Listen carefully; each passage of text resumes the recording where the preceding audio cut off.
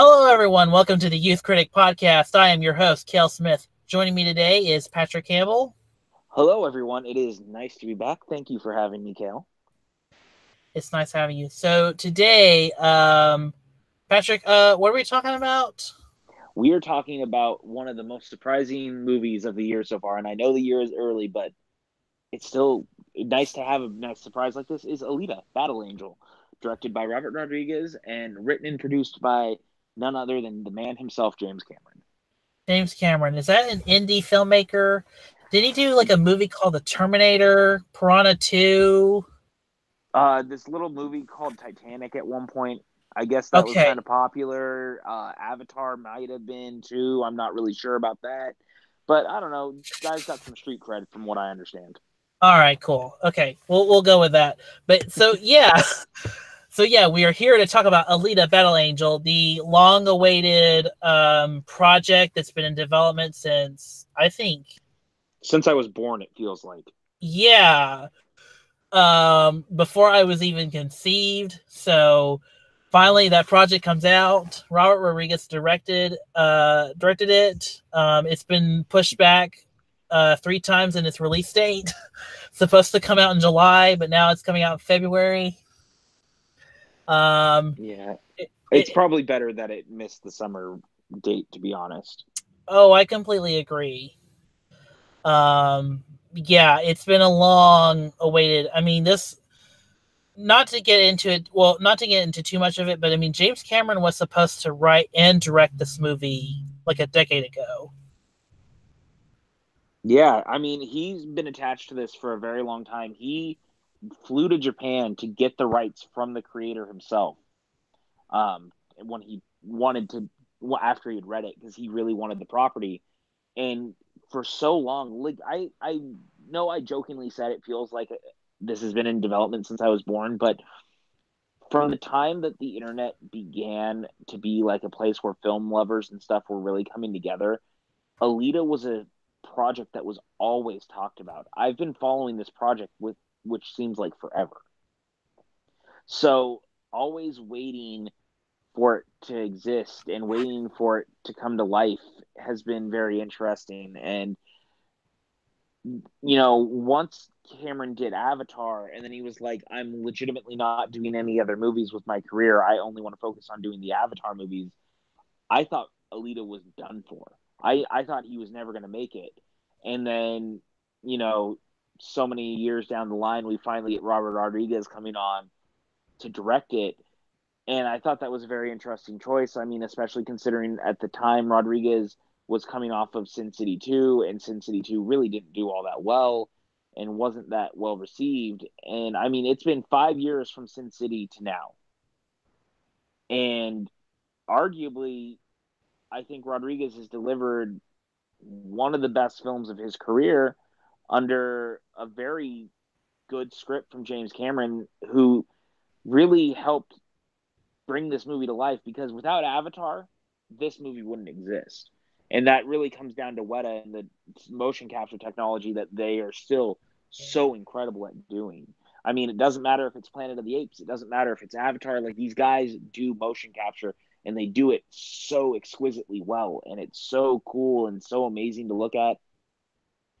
And Alita is one of the greatest motion capture characters of all time, with a very soulful performance from Rosie Salazar, or Rosa Salazar. Rosa, yeah. And yeah, and this movie, for me at least, is one of just the most immersive experiences I feel like I've had in a while. I love the world. I love almost all the characters. I really like what it was doing. It's not trying to change the wheel or, like, you know, change the world, but at the same time, this feels like the most immersive world I've been in a long time, and I just really enjoyed it. I've seen it twice already, and each time I found myself more and more drawn to the characters and more drawn to the world and Alita's story and the plight that they're all in. And in a lot of ways, I see the world that they live in much as what our world would be if the events of the fall had happened. So like if the fall happened now, I could see our world becoming that world, and it's just so interesting to watch. And I just adore this movie. All right, so I really like the movie. I think it's really good. I think it's fascinating to watch. And I think it's a really good comeback for Robert Rodriguez because, as you did mention, his last movie was Sin City 2: A Dame to Kill For, a movie that I really did not like at all. Um, and yeah, I think this is a welcoming comeback because if you notice about Robert Rodriguez's career, prior to Alita Battle Angel, he was pretty much sticking to making schlocky movies or homages to schlocky movies like um, Machete, and you know, so I think you know him kind of allowing other like creatives, like hiring a new DP and hiring a production designer, hiring a composer. I think him kind of spreading the roles around, I think allowed him to focus more on the vision, and there are parts of Alita that feel messy. Like this definitely feels like a James Cameron movie that was originally 3 hours long, cut down to 2 hours.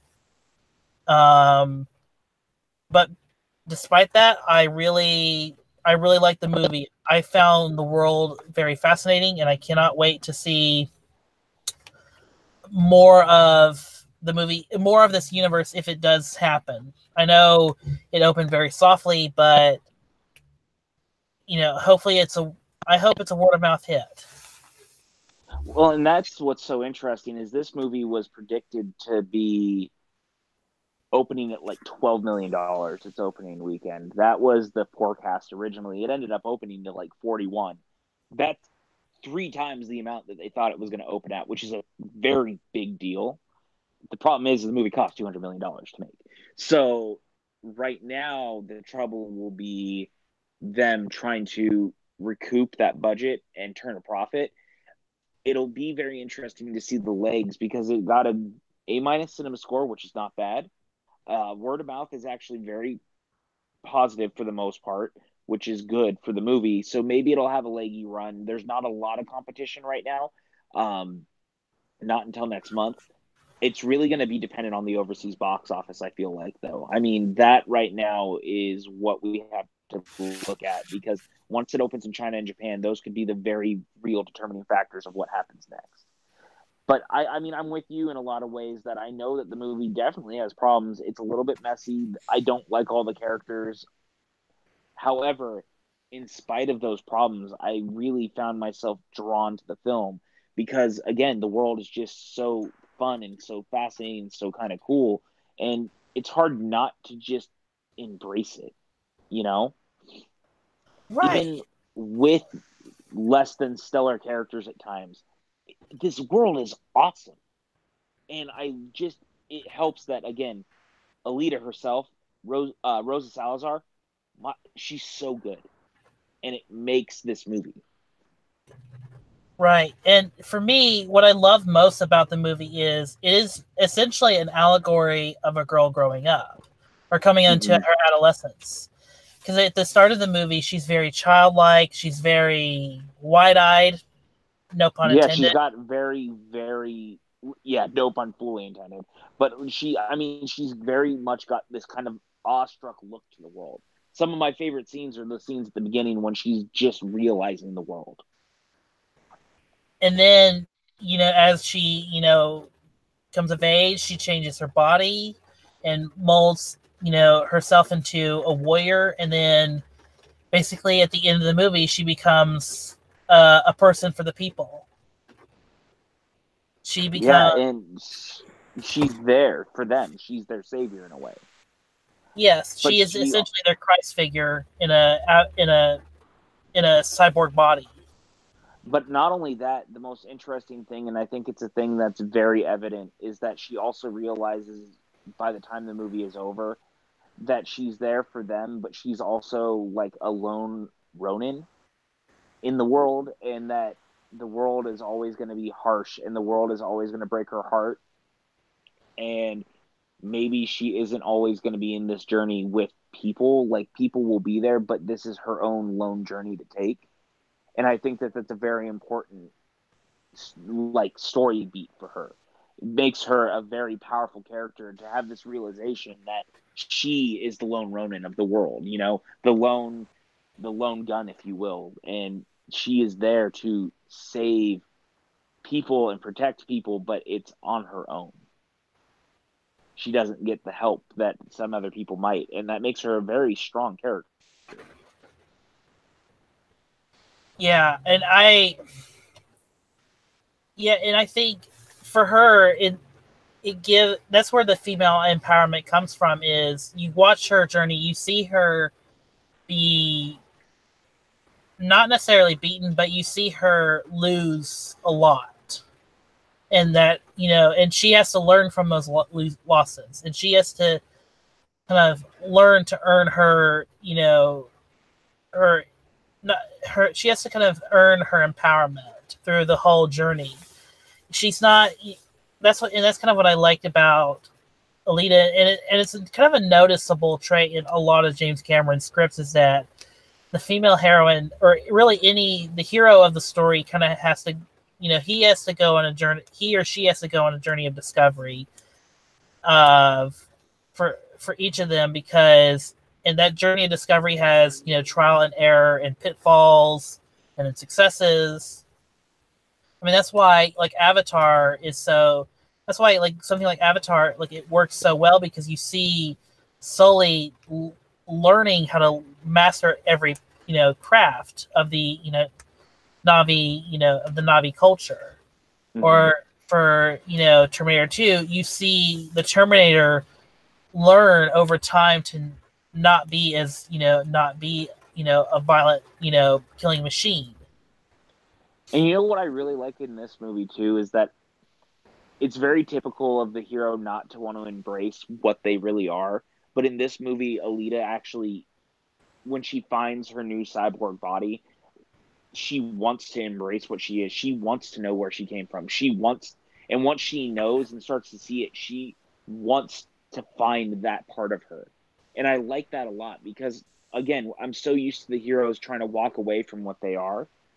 And she doesn't do that. She walks straight to it and wants to be that person again. And I really like that.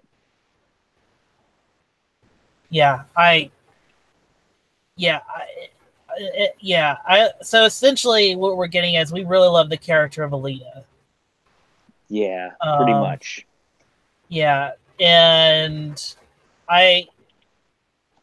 but the character that's been getting a little controversy, and I think it's time to bring it up, is the character of Hugo. Yeah, Hugo as a character is maybe not the strongest. It doesn't help that I don't necessarily really like the actor. I just think he's kind of boring in the role. However, I think that Hugo in the end is very important to Alita's story in a way that I don't think people are seeing, and it kind of plays into what I was talking about the idea of the world kind of breaking her and the world showing her that she's kind of this lone Ronin and everything. We have to remember when she first sees him, she's still figuring out the world. She's very awestruck at things. And Hugo was there in a moment of desperation right at the beginning of the movie for her. So, of course, she finds an attack. And I think it's weird to think that she's like, oh, she just falls for the first guy she meets and all this stuff. It was also because it was a moment of kind of dread for her, in a moment where she could have potentially died. And Hugo was there when it happened, and he was kind of there to, you know, for her to almost have a shoulder to cry on, almost, but not really cry, but he was there for moral support in a way. And in that way, of course, she's going to find an attachment to him. The only other people she has is the dog that she saves and Christoph Waltz. She doesn't have anyone else. So, of course, she finds attachment to him. It's not that surprising to me. And yes, he's not that interesting, but to her, he is interesting because to her, the world is interesting. And I think that at the end of the day is what makes the character, even if I don't really necessarily love the character works in the confines of the movie in the end because of that. Well, the character of Hugo works for the structure. It works for the world building of the world that we're in, but it also works for Alita's arc as a character because she has to learn. Because that's how the whole part of this first movie is. It's her learning what she's up against in this world. And also, Hugo serves the point of, not everyone is a good person. And not everyone not everyone in this world is a good person. They're all scavengers, and they're all and a lot of them are probably thieves of trying to survive or trying to get to, they're trying to get to above. So for this, it's her journey to realize what she's up against, but also for her, it's for her to realize it doesn't matter that, who these people are. I'm still their protector. I'm still their savior. So to me, that's an even more powerful arc. And you're right. I think people are kind of misinterpreting a lot of it as the born sexy yesterday trope, which is fair. I mean, it's a fair assessment, which is kind of fair, but still, I think you have to look at what the movie is doing with that trope. And I think what the movie is doing with that trope is it's trying to say, that not every your first relationship will work out, and B, you'll learn a lot from that first relationship, especially if we go with that whole allegory of this is from a girl, or this is an allegory of a girl growing up. So yeah, and there was some weird pushback too that I saw online about Alita's figure once she gets her new body and she starts to see herself how she believes she is. Guys, if she sees herself that way and that's how she wants to envision herself, then more power to her. She can be a badass and look like that. I don't understand the pushback to this. I really don't. The internet gets so caught up on the stupidest things. This might be one of the stupidest, in my opinion. And look, we get it. We are two males, but still, yeah. She sees herself, as a better person. She sees herself as beautiful. Yeah, and she sees herself as strong. She sees herself as beautiful. I really don't maybe it is because I'm male, but I don't think it's necessarily a bad thing that that's how she wants to see herself. I don't really understand that. I guess maybe I'm not in the right shoes to understand it, but to me, I thought that was a very kind of beautiful moment for her. Yeah. I don't know. I thought it was empowering. I thought that it was great that she saw herself as strong and beautiful. Yeah. And and so in that case, do you want to actually get to the real problems of the movie? Yeah, sure. You can go ahead and start because I'm very curious to see where you're coming from. Well, so here are my problems with it. It's really more to do with the first half, where it feels like a lot of stuff. Like there's a whole bit in the bar, like in the towards the end of the first third of the movie, where she makes a point where she knows that Nova is, trying to, find, her and the doctor and kill them, but we never seen a scene where that she has that realization.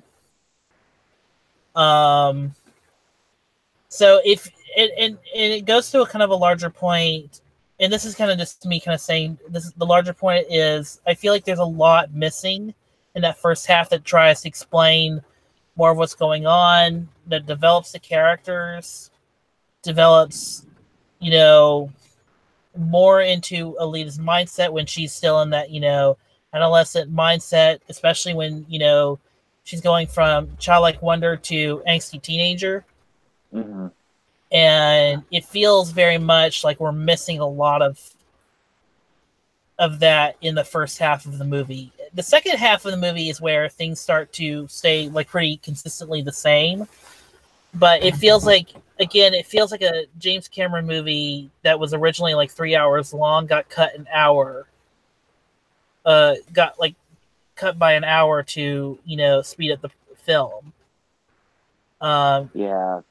I will say I don't necessarily think maybe that I definitely see where you're coming from, but I will say that when she's first kind of walking around the world and people are talking about, the problems in the world, I can see where she might think that there's a larger force kind of in play, because you kind of hear everyone talking about, this other world, and that there's some people up top are holding people down here, and you can't go up and you can't move. And there's an interesting idea about her as she is, knowing that there's someone out there. And then when she starts to have the visions of the fall, and you realize that she was trying to kill him originally, I want, because that's still in the first act, isn't it? Because that's once Christoph Waltz goes out to hunt the big cyborg. She has a vision of them fighting on the moon. Yeah, and then she has the other vision later when she realizes that there is a certain person, because they even show him. So, I mean, she does learn it along the way. It's just, there's definitely stuff missing from the movie. It feels like this was probably closer to 2.5 hours at one point, but it's also not as detrimental to the movie as it could have been. I mean, it's not one of those times where there's enough missing that the movie doesn't work. I will say that I wish that there was more to the world building things that I would have liked to see. And don't get me wrong, the motorball stuff is cool, but maybe a little less motorball, more world building. More time with some of the other characters and getting to know them a little more. Like, I don't understand the point of Hugo's friend for the most part, the kid from Bumblebee. He's just there to not like Alita and never does anything. And then and he never it just grows. doesn't work. Yeah, he's never more than angsty friend who hates robots. Yeah, and I mean, because I mean, even the rollerball scenes feel like they're kind of cut down to the bare minimum, because Jai Courtney is in this movie for like a minute and then he walks away. I'm sorry, what? Jai Courtney I didn't see him. I didn't see him. Jai Courtney in the movie. No. There's no Jai Courtney here. It's not possible for me to like a movie that Jai Courtney is in. Are you blinded by the fact that Jai Courtney was in a movie? I can neither confirm nor deny the fact that Jai Courtney might have been in this movie, but I didn't see Jai Courtney in this movie because I like this movie, so Okay. Jai Courtney and I, we don't get along. We beef a little bit. Well, so there's a JC cameo. JC kind of pops into the movie for like a second, and then he walks out, and you're like, well, wait a minute. Why was he in this movie? And then he just walks out. Like, the movie is the better for it. I'm sure it is, but you don't just hire.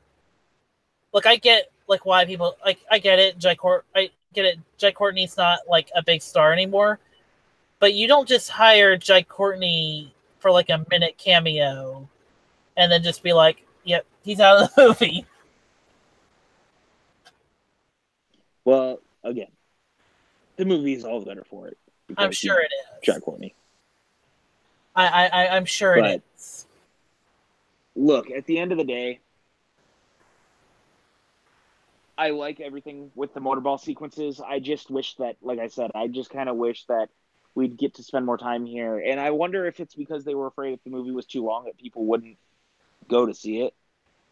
But we were actually having this conversation before the podcast started. I think Avengers Endgame is going to play a big part in finally kind of putting that to rest, because I don't think it matters how long a movie necessarily is. As long as the movie is good, people will respond to it.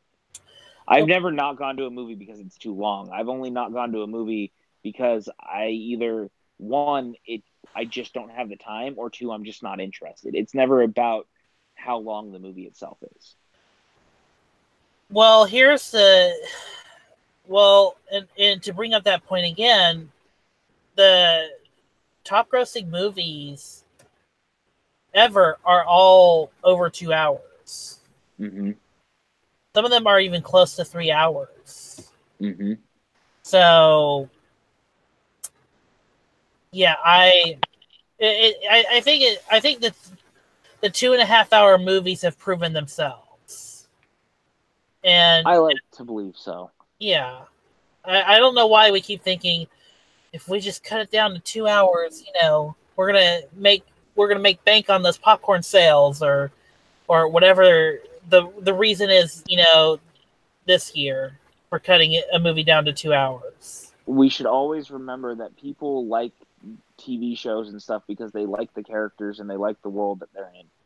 So it should be indicative that if that's the case, we should spend more time with characters and worlds and movies that we enjoy. We shouldn't be trying to reach a certain runtime, either long or short. We should tell the story that needs to be told in the allotted time that we feel it needs to be told in. And I think Alita could have used an extra 10 or 15 minutes.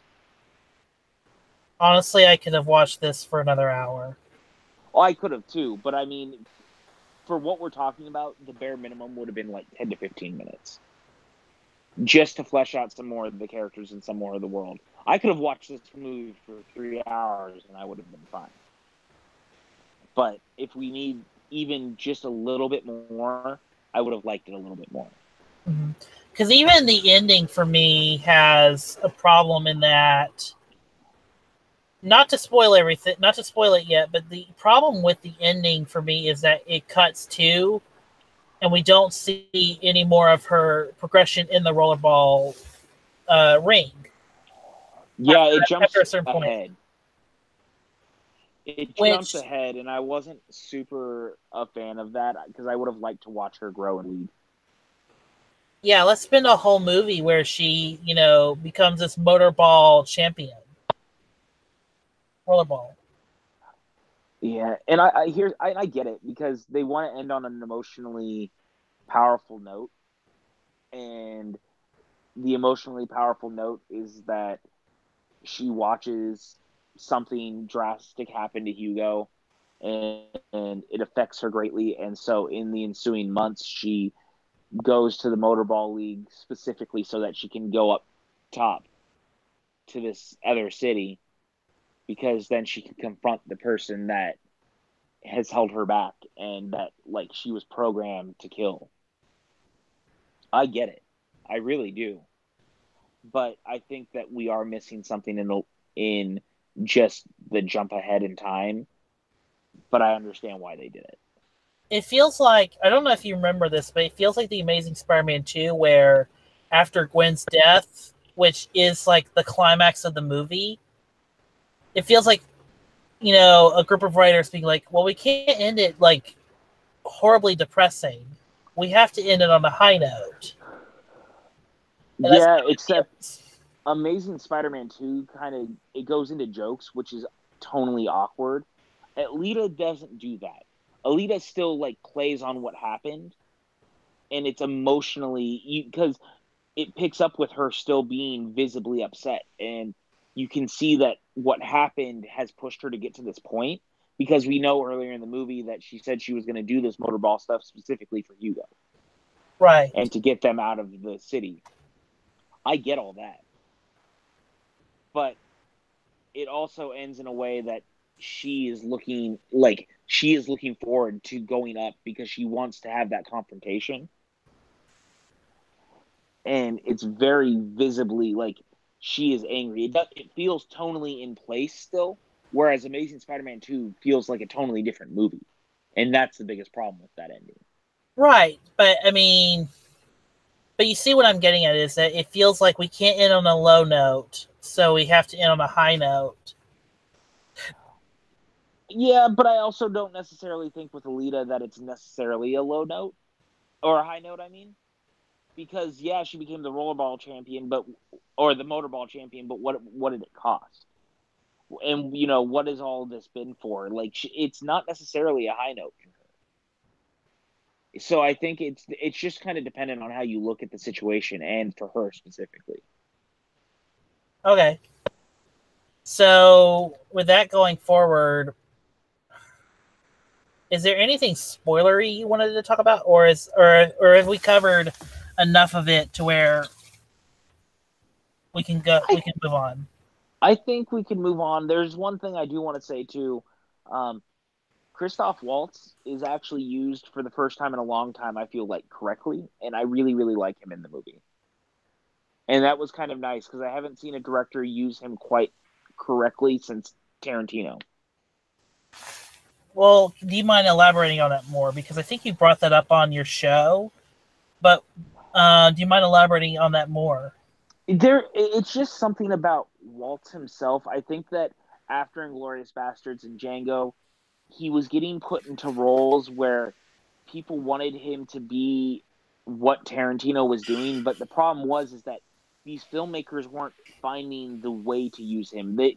They're giving him these characters that were a little bit more. They're like, oh, Waltz could just be Waltz in it, but they weren't giving him like the emotion to play these characters. They weren't giving him the right dialogue to be these characters. I mean, he's a very well-spoken individual. He's a very charismatic actor.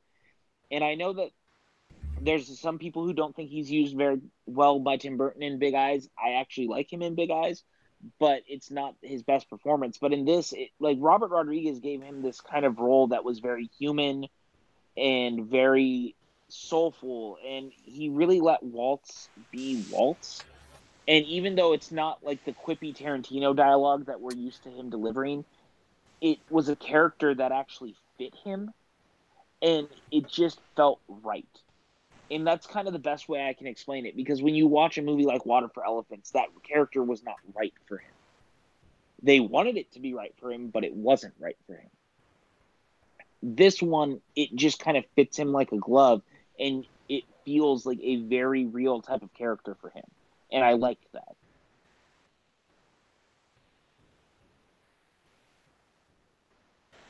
Yeah. Okay.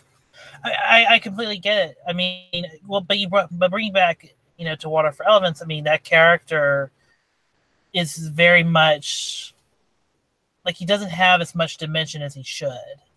Right. And I think at least in Alita, he has that dimension. Mm-hmm. Like, it's a very real character, because when you understand where he's coming from and what happened to him in the past and why he's held on to this body that he gave Alita and why finding Alita was such a big deal to begin with, it gives him a lot to do, and I really like that. Yeah, I completely agree. I mean, and he's really good as this father figure for Alita. Mm-hmm. It's just a character that works for him. Yeah. So yeah, I really like the movie. I don't have much more to say. Is there anything else you want to say? Or is it... I really want to encourage people to go see the movie. I know that we all kind of gave it a hard time online. We were all kind of not sure what it would be. But at the end of the day, it ended up being a really great science fiction adventure film. I think it's one with some really great leads. I think that it's a movie that a lot of the audiences connect to more than you might think. And if anything, go see it for the incredible CGI work and Rosa Salazar's really, really great performance. She's a star in the making. And this movie doesn't work without her making it work. And that's incredible to me. Yeah, I completely agree. She is. I mean, she was huge on the Maze Runner series. Like, she really was she gave a really great performance in those movies. But yeah, she really shines here. And I think, that's, to me, I think the best contribution and biggest contribution that Robert Rodriguez brings. Because as someone who's looking at Alita, it still feels like a James Cameron movie. Like, there's a lot of violence. There's a lot of, like it has a very James Cameron structure, but in the end, I feel like Robert Rodriguez was probably the only person that could conceivably hire Rosa Salazar and make that work. If that makes any sense. No, it definitely does, and I completely agree with you.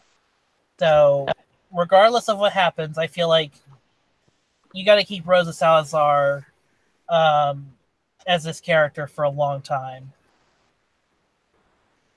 Yeah, I really hope we get more movies. That's why I really encourage people, go see this movie, like make up your own mind. I think you're going to be a lot more pleasantly surprised than you might have expected. I know I was.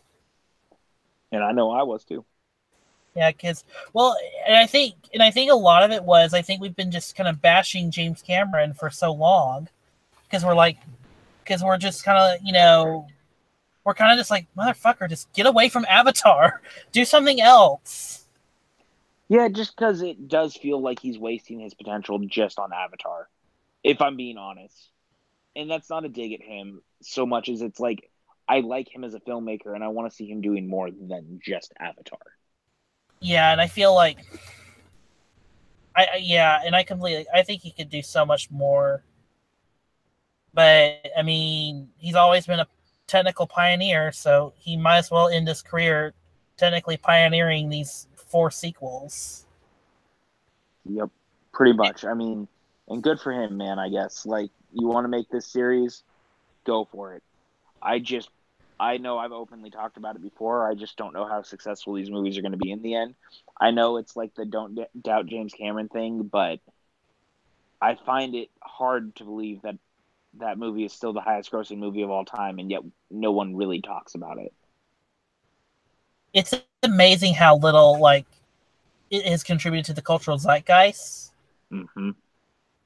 And it's still is the highest grossing movie. I mean, we thought Star Wars would break it, but even then it's Star Wars couldn't beat it. Yeah, it's very weird, man. So I hope for the best with when it comes to Avatar, but if anything, I've been proven that Cameron as a storyteller can still be strong if he's given the right material, and at least on a screenwriting level, Alita is a very large step forward in showing me that he can still do stuff outside of Avatar. Yeah. So with that, do you so that where can the good people find you?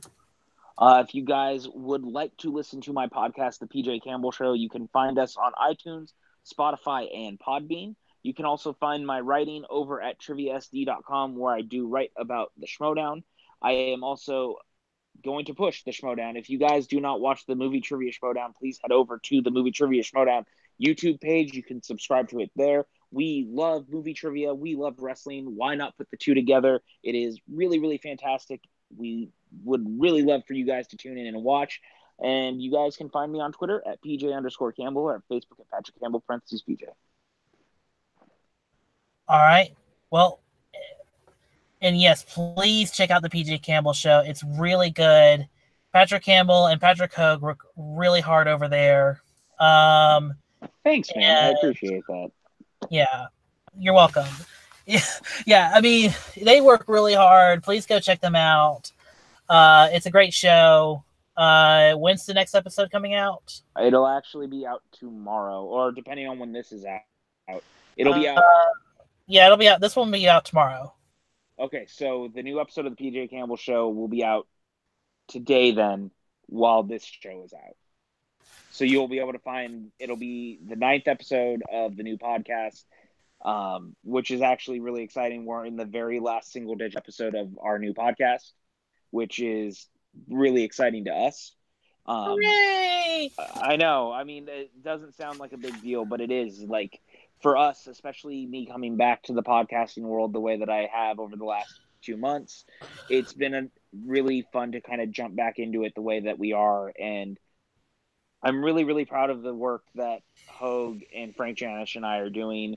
We're actually going to have Brad Gilmore on this week, who is the host of the Schmodown Rundown with Frank Janish. So he will be stopping by. Last week we didn't have it. It was just the three of us.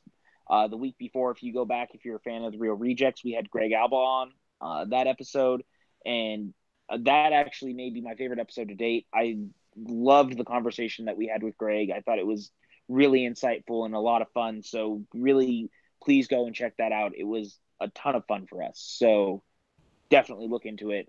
We just have a blast. It's basically, if you, from everyone who talks to us who really enjoys it, sees it as peering in on a group of friends who are having a conversation over beers at a bar. And we try really hard to talk about all the stuff going on in pop culture through the lens of just kind of stripping it down to what we all see it as. There's not a lot of we aren't overzealous about anything. We don't push a narrative. We just talk about things the way they are. It's fun. It's fact-based in that way that we're just having a conversation about these things. And I think that it's important to see all sides of an argument or all sides of the situations as things are in Hollywood. And that's really what our aim has been. Awesome. Thank you, Patrick, for coming on the show. And thank you for having me. And again, thanks please go check out the PJ Campbell Show. For my side of things, you can find me on Twitter at MovieKale, and you can also follow the show at The Youth Critic, and then you can also follow the channel that distributes this podcast for the latest updates and all that jazz on the channel at KHZ Network. Thanks, everyone. We'll be back with you next week with we'll either talk about Happy Death Day 2 or How to Train Your Dragon 3. Thanks, everyone.